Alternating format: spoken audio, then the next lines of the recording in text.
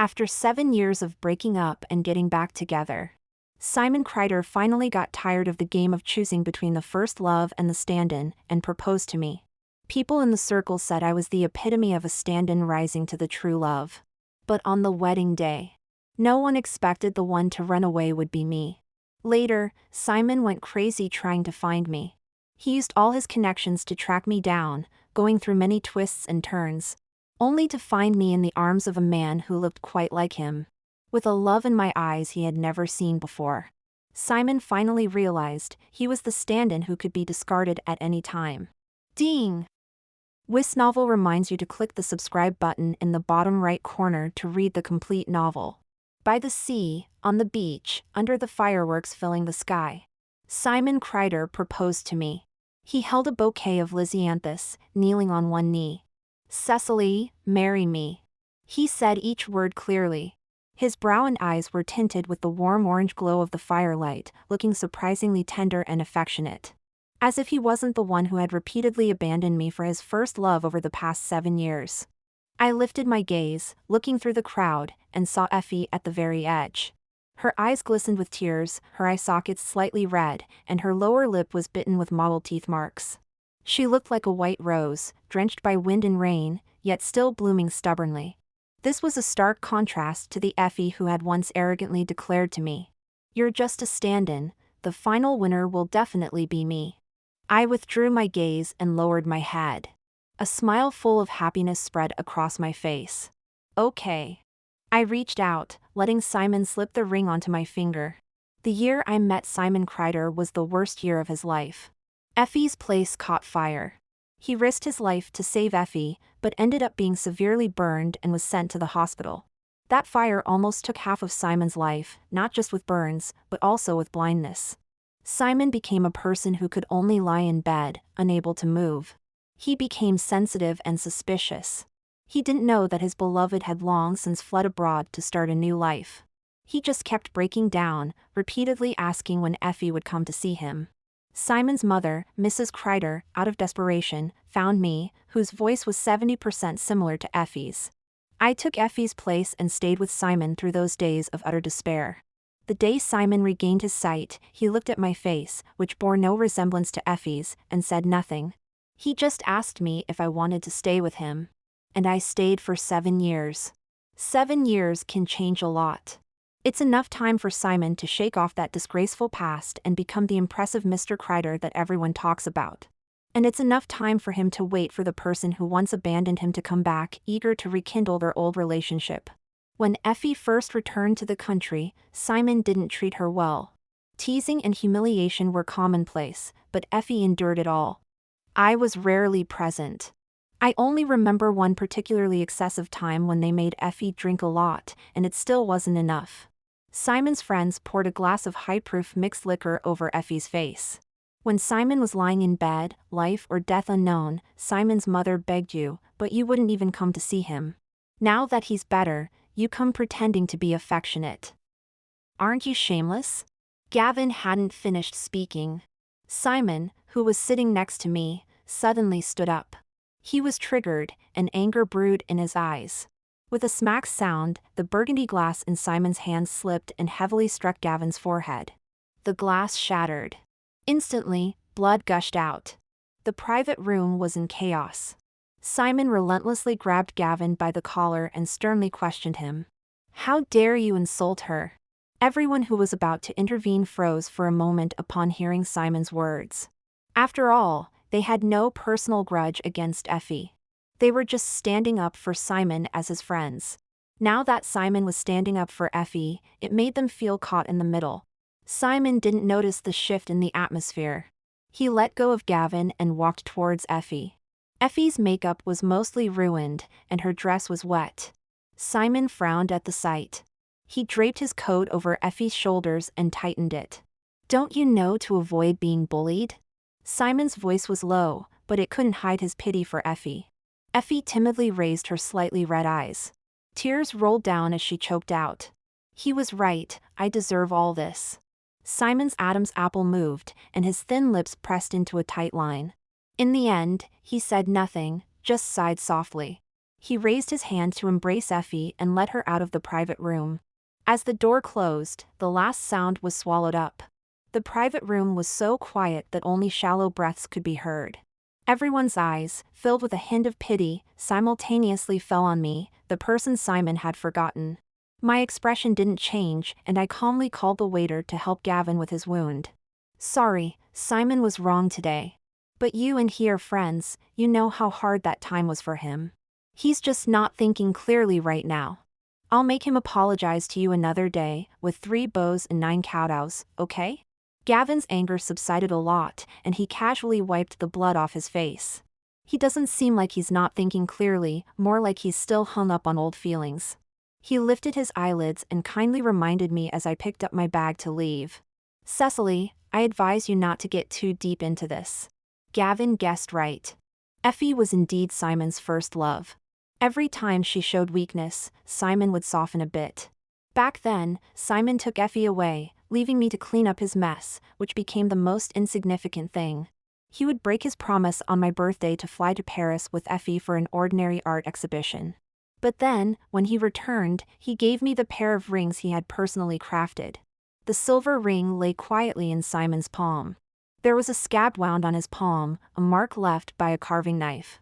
Doesn't it hurt? I gently touched it with my fingertips and asked softly. Simon lightly grasped my hand and slid the ring onto the middle finger of my right hand. The silver ring pushed all the way down. The feeling of constraint made me subconsciously curl my fingertips. Simon didn't notice my distraction, his fingers naturally intertwined with mine. Our fingers were so tightly clasped that the ring dug into my skin, causing pain. Simon murmured and kissed the back of my hand. If you like it, it won't hurt. Due to Simon's unpredictable attitude, the rumors surrounding me and Effie grew more intense. It became a hot topic for everyone. People were guessing which would win out, the first love or the stand-in. I thought this game of choosing between the two would last a long time. I didn't expect that he would suddenly propose to me during this beach party. I rubbed the ring on my middle finger. Lost in thought, I didn't notice what Simon was saying. Cecily? I snapped out of it and responded, what did you say? I said, pick a time to take me to visit your family. I instinctively wanted to refuse. Maybe we should forget about it. Simon seemed to have anticipated this and interrupted me before I could finish. I know you're not very close with your family, but since it's a big deal, we should meet them. I lowered my eyes, my long lashes trembling for a moment. In the end, I compromised and slowly said okay. I'll arrange it. Simon nodded, as if he had more to say. But then his phone's message alert sounded at an inopportune moment. Simon glanced at his phone, a trace of helplessness flashed across his brow but quickly disappeared. He stood up and said, "It's late. You should rest." For a long time after Simon left, I remained in the same position, not moving. Until I received a photo from Effie. Effie's face was flushed, her chest half covered. Her fair neck was exposed, covered with rose-colored kiss marks. At the bottom of the photo, a man's arm was lightly draped around her waist. Effie didn't give me any time to react. She was probably driven mad by the news of Simon proposing to me and sent a voice message. Simon said he hasn't touched you once in these 7 years. I guess it's true. You only sound a bit like me, not even a low-grade version. How could he be interested in you? Effie's words were filled with mockery. I didn't reply. I stared at the silver ring on Simon's hand in the photo for a long time and then chuckled softly. Luckily, Simon hadn't really grown tired of this game of choosing between two. So I didn't have to feel a shred of guilt towards him. The day to bring Simon Cryder home to meet my parents arrived as scheduled. I had thought that someone like Simon, who was used to being at the top of the pyramid, would definitely not get along with my mother. But the result was beyond my expectations. Simon adopted a very humble attitude, and with just a few words, he had my mother smiling from ear to ear. In the end, my mother insisted on having Simon stay for dinner. Simon didn't give me a chance to refuse this time and agreed on his own. Cecily, go downstairs and get a bottle of vinegar for Mom. I followed her instructions. Simon wanted to come down with me.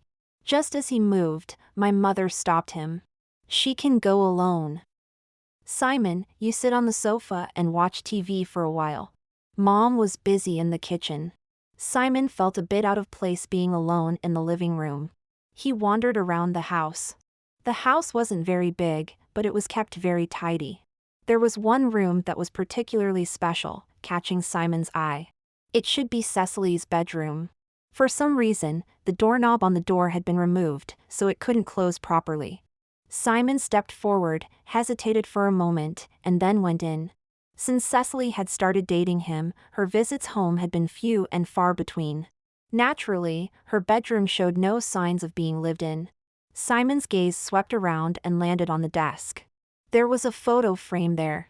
In the photo, Cecily was wearing a blue and white school uniform. She was smiling sweetly at the camera. Even though the photo had slightly faded over time, it couldn't hide the radiance of her smile. Had Cecily ever smiled so happily in front of him? Simon thought about it and realized, not even once. He didn't dwell on it and put the photo frame back in its place. Perhaps it was because Cecily had become more reserved as she grew up. Carrying a full plastic bag, I was walking home slowly with my head down. The consequence of not watching the road was bumping right into someone at the corner. The contents of the bag scattered all over the ground, and I squatted down to pick them up. A can of cola rolled away and stopped at the person's feet.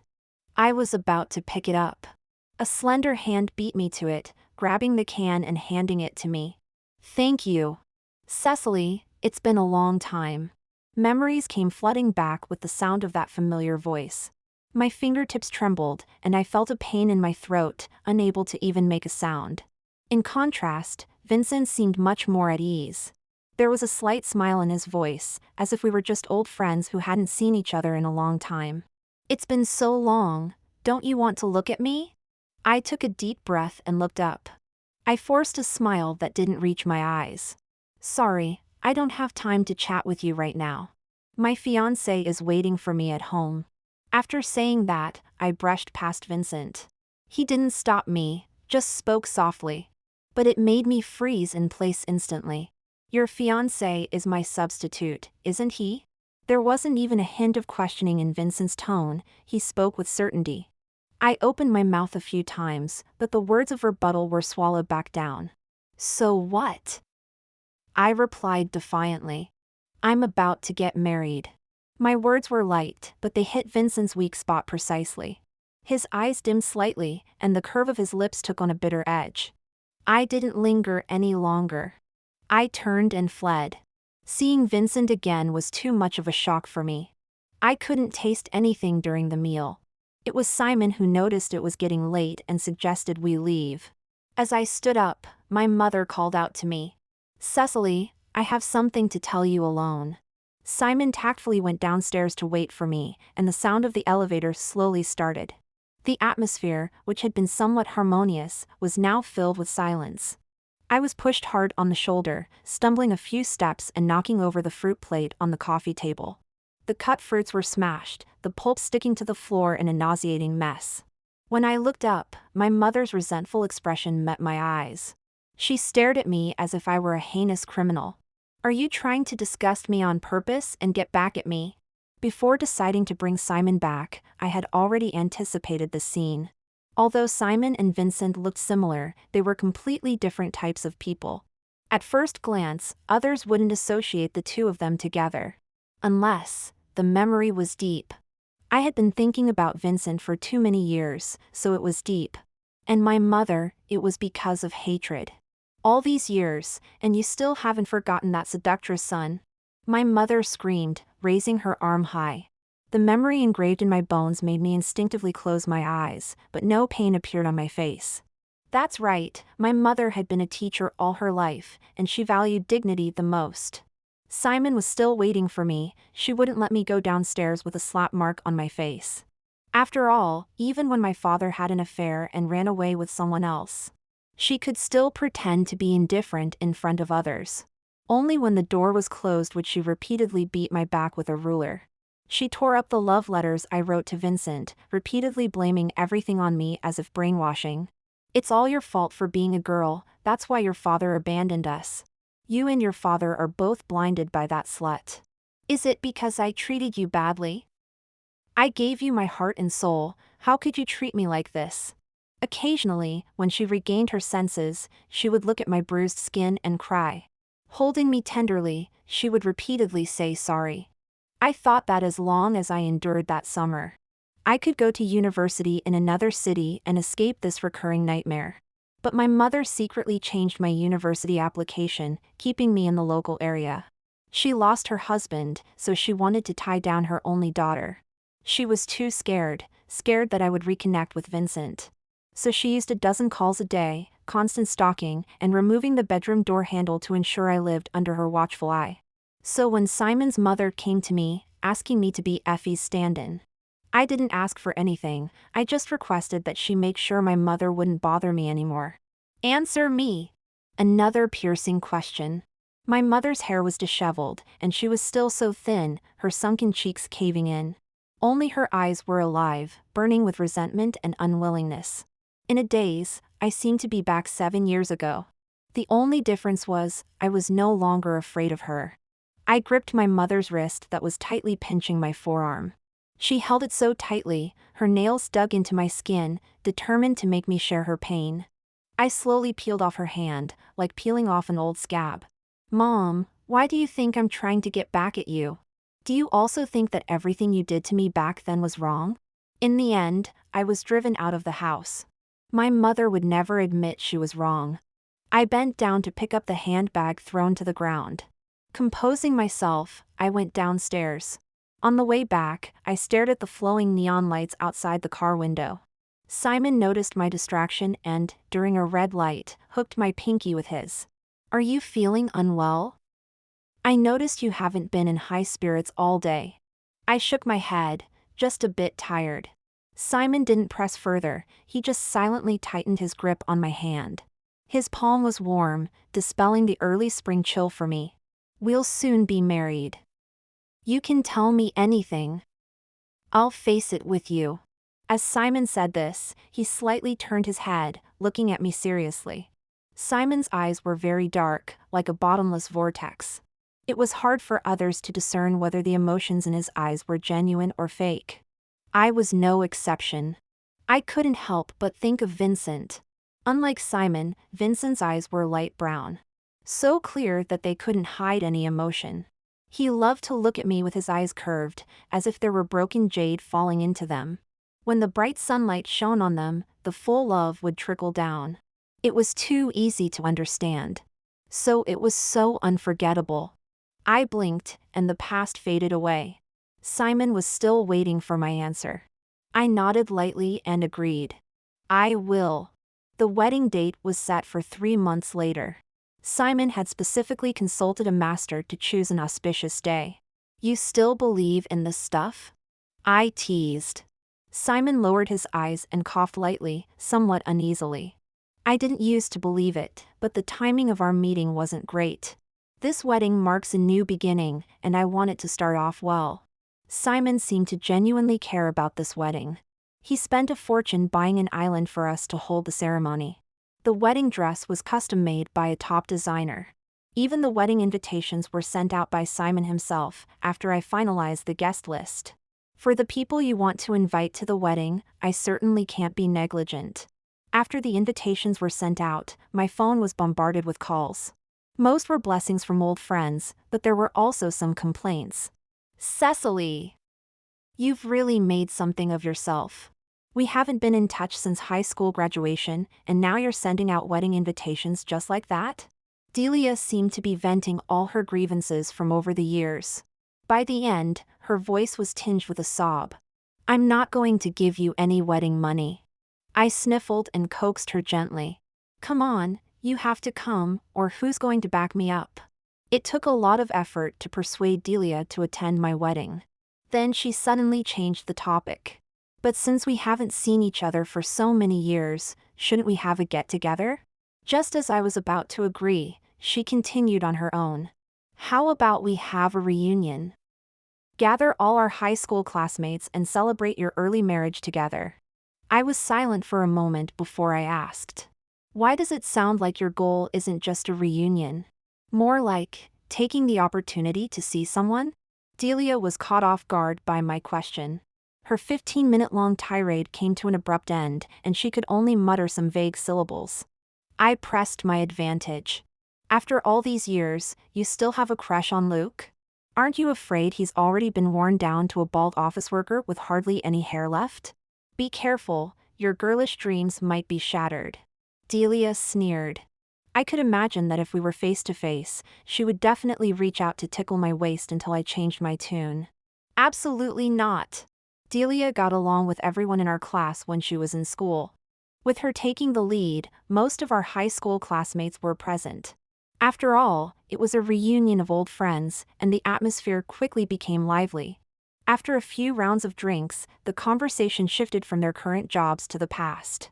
I didn't expect Cecily to be getting married now. I used to have a crush on you back then. I smiled faintly and didn't respond. Instead, someone else picked up the conversation. Yeah, everyone thought you and Vincent were a perfect match. That was Vincent, who wouldn't back off after seeing him. My hand tightened around the cup, and the smile on my lips froze. By the way, did you two ever get together after graduation? The person speaking didn't notice the sudden silence at the table and kept probing. I suppressed the tumultuous emotions surging in my heart and put down my wine glass. No. At that moment, a clear male voice sounded from behind me. Sorry, I'm late. I turned around and saw Vincent walking towards me at a leisurely pace from the door. In a daze, everything around me became blurry. My body suddenly became stiff, and my heart pounded like a drum as if it would leap out of my chest. Vincent casually found an empty seat and sat down. He wasn't close to me, but he firmly occupied my line of sight. I watched Vincent skillfully pour himself a drink, raise his wrist, and down 3 glasses in self-punishment. With just a few words, he managed to revive the previously tense atmosphere. I forced myself to look away, feeling listless and uninterested for the rest of the evening. I kept wondering if Vincent had heard my answer. It wasn't exactly a lie, after all. Because he and I had indeed never been together. We had just discovered each other's feelings, but never had the chance to be together. After the dinner, everyone left one after another. I didn't drink, so I helped support those who were drunk out of the restaurant. When I came back, Delia was nowhere to be seen. Only Vincent and I were left in the private room. I took out my phone, just about to question her. Delia's text message popped up. Don't scold me.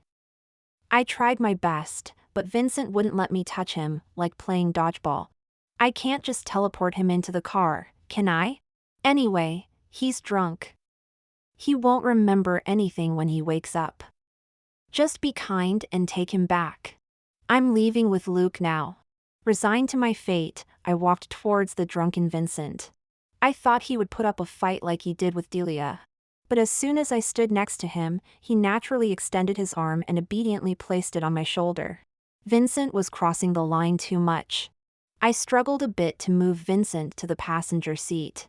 As I closed the car door, Simon's call came in. Is the party over? Do you need me to send a car to pick you up? Simon's voice was deliberately husky. I looked at the time, it was already very late. I didn't want to trouble Simon. Moreover, I turned my head, my gaze falling on Vincent. His eyes were closed, and his lashes were lowered. He looked soft and harmless. A strange feeling surged up. I restrained my emotions, speaking as usual. No need, I didn't drink. I'll go back by myself. Simon didn't insist and quickly hung up. I bent over, intending to fasten Vincent's seatbelt.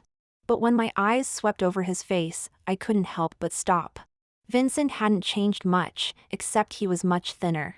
At 17, he still had some baby fat on his cheeks, now replaced by sharp jawbones. The dim light in the car softened his features. Once upon a time, he would also sleep on the desk, tugging at the sleeve of my oversized school uniform to block the sunlight for him. These memories were so vivid, as if they happened yesterday. As long as Vincent opened his eyes, we could return to the carefree age of 17 together. This bit of fantasy was ruthlessly shattered by the phone notification sound. I was startled and looked up. I found that Vincent had opened his eyes at some point. Flustered, I retreated, my ears almost burning. But Vincent wouldn't let it go, asking persistently. What were you trying to do just now? Helping you with your seatbelt, but now that you're awake, you can do it yourself. I emphasized, not wanting Vincent to overthink. He lowered his head, fiddling with the unfastened seatbelt. But I'm still very drunk. Be kind and help me all the way. I ignored Vincent. I opened my phone, and sure enough, there was another message from Effie. She was wearing the wedding dress Simon had custom made for me. Even though I had anticipated it, my mind still went blank for a moment. I remembered the day I tried on the wedding dress, how Simon's eyes were full of amazement. He knelt on one knee, adjusting the skirt for me. Indeed, only you deserve this wedding dress. Now it seemed, I wasn't the only one who deserved it. Effie twirled around, the white dress fluttering like a lively butterfly. She leaned close to the camera, a shiny trace of water on her lips. I thought of the slight water sound during my call with Simon just now. So that's what it was. Simon said this wedding dress was tailored for you. Did you really believe it? It was designed with inspiration from me. The video couldn't play to the end. Effie's provocative words were cut off when Vincent snatched my phone. He rarely got this visibly angry, his eyes full of fury. I reached out to get my phone back, but Vincent grabbed my wrist. I was forced to be so close to him, just a breath away. Vincent had drunk too much, I could smell the pungent alcohol slowly spreading between us. My fragile nerves were burning. Vincent slowly leaned closer. Cecily, don't marry him. I didn't dodge Vincent's approaching kiss. This should count as revenge for Simon Cryder's infidelity towards me.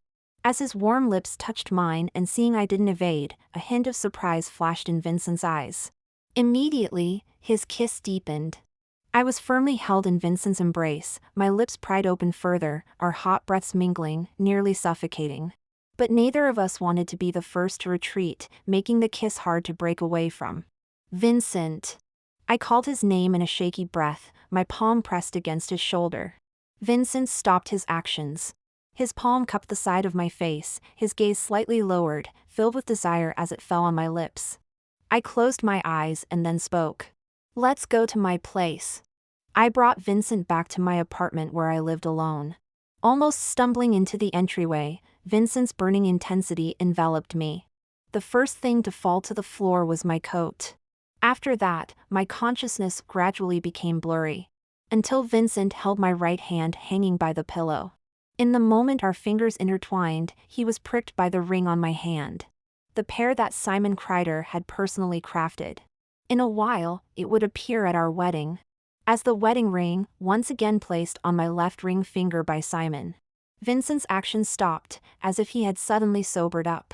Take off the ring, okay? Vincent's tone was pleading. There was a mark on his lips where I had bitten him, deeper than before. A bit of blood seeped out, and with his downcast eyes, he looked inexplicably forlorn. Do you mind? I feigned a casual tease that was cut off into broken syllables. My fingertips slid across Vincent's back, leaving pale marks. Vincent nuzzled behind my ear with his nose and said once again, Cecily, don't marry him. The illusion of tenderness shattered in an instant. I laughed. I laughed at Vincent for saying something foolish, and I laughed at myself. Laughing until tears flowed, I gasped heavily and spoke. Vincent, I can no longer marry the person I love. The only light in the room came from the glass lamp by the bedside, the dim light illuminating Vincent's features. I saw my reflection in his eyes. Faint and fleeting. So it doesn't matter who it is. After that night, I didn't see Vincent again. The kiss mark he left behind my ear faded completely in just 7 days. The preparations for my wedding with Simon were proceeding smoothly. The only change was that I told Simon I wanted to change my wedding dress. When I said this, Simon's face visibly paled for a moment. His expression was a bit stiff. Why so suddenly? I casually lied. At the class reunion, I showed my friends the photos of the dress fitting, and they said it didn't really suit me. Seeing that I didn't seem to be lying, Simon breathed a sigh of relief. He leaned down and kissed my temple lightly. How could that be? You look beautiful in any dress. But if you don't like it, I'll go with you to choose another one. He was worried that I had discovered the indiscretion between him and Effie. But I chose not to tear down that veil of shame. Instead, under the store clerk's constant praises of our perfect match, I continued to play along in the seemingly blissful drama. The night before the wedding, I received a call from my mother. She spoke in a serious tone, asking me to come back home. I drove through the night to get there, but the moment the door opened, I was stunned. Standing before me was a middle-aged man with graying hair. My father, who had eloped with his lover 7 years ago and disappeared without a trace. "Cecily." I interrupted him, my lips pressed into a tight line. "Why did you come back?" A hint of embarrassment flashed in the man's eyes as he coughed lightly. "Your mom told me you're getting married. I wanted to come and give you away personally. Do you think you deserve to?" My expression didn't change, and my tone was flat. But my mother's face changed at my words, and she scolded me. "Cecily! He's your father. How can you talk to him like that?" I lowered my eyes and let out a sarcastic laugh. "He abandoned us for some so-called true love 7 years ago and never looked back. Now he crawls back like a mangy dog, and you forgive him just like that? Have you forgiven me? Forgiven me for not being a boy who could tie your husband's heart and soul to you? Or will you beat me half to death again the next time he runs off with another woman?" "Cecily!" A heavy slap landed on my cheek. I neither moved nor dodged, letting the sharp pain spread through my nerves. Tears welled up in my mother's eyes as she poked at my chest, her voice full of bitter heartache. "Who am I doing this for?" "It's all for you. I'm afraid your in-laws will look down on you, so I wanted to give you a complete family, someone to back you up." "Fine, then who will sit in the mother's seat at my wedding tomorrow? You or Vincent's mom?" At the mention of this taboo person, the room fell silent for a moment. Without looking back, I went downstairs, leaving the brewing argument behind me. Standing outside in the cold wind, I realized I was shaking all over. Tears streamed down my face. With trembling hands, I dialed Simon's number. It rang for a long time before he answered. Simon's panicked voice came through. "Sorry, something came up. I'll call you back later." With that, he hung up. When I tried calling again, his phone was off. In that moment, I realized I had no one to rely on. The screen showed a new message from Gavin. I opened it, and a video played. In the video, Effie stood by the rooftop railing. Her white dress billowed in the wind, and her tearful eyes would evoke anyone's protective instincts. "Simon." She called Simon's name with a sob, and he responded in a panic. Even without seeing his face, I could hear the urgency in his voice. Effie gave a sorrowful smile and took a determined step forward. "I know what I did 7 years ago was wrong, and it cost me the love of my life, Simon. And now you're getting married tomorrow. I've finally come to terms with reality. I'm going to find the Simon who loved me." As she spoke, she leaned forward to fall, and Simon rushed to save her, both of them tumbling back to the ground. He seemed unprepared for Effie's extreme actions. Shaking from the near-death experience, he cradled Effie, stroking her hair and holding her close. "No wedding. I only want you. I've only ever loved you in this lifetime. Cecily, no offense, but I really felt sorry for you to wed this man tomorrow." I didn't respond to Gavin's message. Instead, I curled up more tightly, seeking warmth.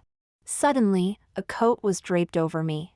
I didn't look up, but the familiar scent of the sea told me who it was. "Vincent, why are you here?" I tightened the coat around me and asked in a muffled voice. Vincent's voice was a bit hoarse.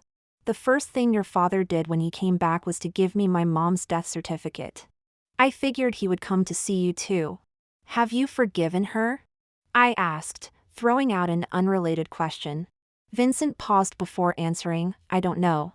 You know, my dad died early, and it wasn't easy for her to raise me alone. So even though she abandoned me to elope with your father and ruined my chance to be with you, I still can't resent her. The bond between us as mother and son is shallow in this lifetime. I can't owe her or be owed more." I wiped away my tears and looked up at Vincent. "But I hate it." At 17, I hated how irresponsible they were, casually leaving behind a life and starting a new one without guilt. And now I hate it too, hate that I seem to have become that kind of adult. I reached out and grasped Vincent's hand hanging by his side. His palm was warm, the only lifeline I could hold on to. Vincent, take me away. Okay. The plane landed at 2 a.m., and it was still dark outside. I was groggily led to bed by Vincent, and when I woke up to a completely unfamiliar environment, I recalled the impulsive decision I made last night. I got out of bed and opened the wardrobe. Inside, there was a row of brightly colored dresses. 17-year-old me would have thought this was heaven. I rubbed my warm earlobe and casually picked one to put on. As I stepped out, I couldn't help but tug at the hem of the dress, feeling a bit unnatural. Vincent was in the yard, watering the lush orange tree. Sunlight streamed through the water, creating a rainbow. I walked closer and teased him with a smile. Most people plant aesthetically pleasing flowers in their gardens. Why did you plant an orange tree? Do you love eating them that much? Vincent glanced at me, his eyes clear and bright under the dappled light. Now you're trying to shift the blame? I don't have a good impression of oranges, considering I always got tricked into eating the sour ones you gave me. Didn't you say it yourself? Living in a yard with an orange tree would make you very happy. Vincent scooped up some water and splashed it at me, droplets landing on my face. He laughed, so young and already so forgetful. Maybe I should plant walnuts to boost your memory. I let out a cold snort, quickly picking up the nearby hose. I turned the water flow to the maximum and aimed it at Vincent. Vincent had nowhere to hide and was soaked through. Only then did I put down the hose, satisfied, and made a cool finishing gesture. An ominous feeling spread as Vincent, dripping wet, walked towards me. I thought Vincent was unarmed and couldn't do anything to me. But the next second, I was pulled into a cold, wet embrace. Vincent mischievously shook his head, letting the water drip from his hair down my neckline. I shivered, and Vincent laughed. Now it's fair. I had quite a tussle with Vincent right after getting up. By the time I came out of the bathroom, it was almost afternoon. Vincent was in the kitchen cooking, and I trusted his culinary skills. After all, every late-night snack during high school was made by him. I decided to lounge on the sofa and play with my phone. Everything happened so quickly last night that I forgot to charge my phone, and it was only now that I turned it on. As soon as it powered up, countless missed calls and messages flooded the screen. Most were from Simon. I didn't check them but instead opened Gavin's chat. Did you really run away from the wedding? Remember to treat me to a meal if you get the chance, and thank me for the tip. Seeing Simon standing dumbfounded at the wedding venue, looking utterly incredulous, was immensely satisfying. Revenge complete. Enjoy it too. The last message was a picture. Simon, dressed in a white suit, stood in the center of the hall where we had finalized all the details, looking completely shocked. This was supposed to be my fate in everyone's eyes. No one expected it. The one who ran away from the wedding was not Simon. It was me. Just before turning off my phone, I replied to Gavin. Don't send me anything about Simon anymore. I don't care anymore. In the third month of eloping with Vincent, I ran into Simon Cryder at the corner of the street.